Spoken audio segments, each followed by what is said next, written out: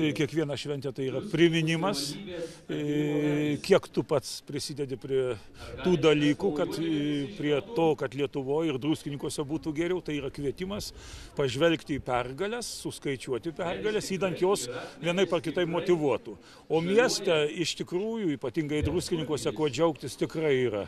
Ir mes kartais užuot žvilgsnį kreipia į gražius dalykus, žiūrime į negražius patvorius. Iš tikrųjų, reiškia, tai šventės, tai kvietimas pamastyti, ar viską tu darai, ar kritikuoji, ar griauni, ar kuri ir statai, ar prisidedi. Ta galimybė švęsti kaip galima linksmiau. Be abejonės yra apskritai net viena iš 7 didžiųjų nuodėmių yra paniūrimas, niūrumas, negebėjimas džiaugtis.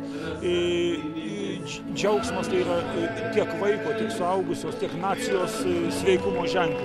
Žmonės net Sibire gebėjo šokti, dainuoti, džiaugtis. Tas pats ir Baudžiavoje, kiek dainų buvo sukurta gražių.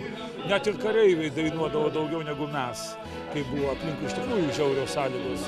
Čia daugiau mūsų požiūrį rodo, negebėjimą nukreipti savo žvilgsnių į tai, kas iš tikrųjų gražu. O kas jums, kokios mintis apskritai kovo 11-ąją kasmet visus tos 21 metus aplanko? Aš manau, kad toks Lietuvos, iš tikrųjų Lietuvos pavasaris, kai visur būna visko, bet gražių dalykų ir viltingų tikrai daugiau. Tai yra tikras lietuviškas Lietuvos pavasaris.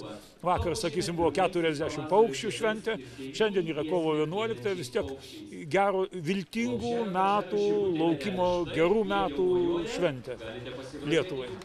Ko gero, tai yra geras ženklas, kad kovo 11-oji bent jau šiemet sužibo įvairiomis spalvomis ir tautinę vėliavą galima pamatyti Birželių alėjoje. Kokias mintis sukelia būtent tą alėją šiandien?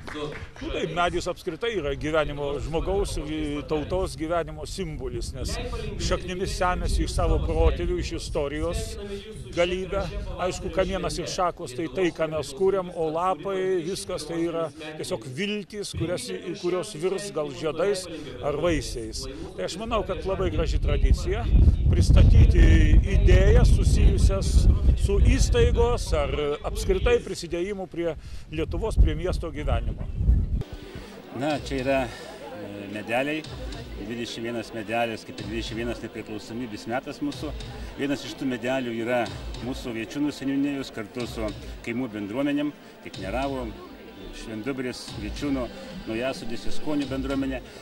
Mes tokį medelį padarėm iš paukščiukų, nes paukštis tai yra laisvės simbolis ir manom, kad jis gali skraidyti kur nori, bet visada grįžta į savo lizdą, į savo medį.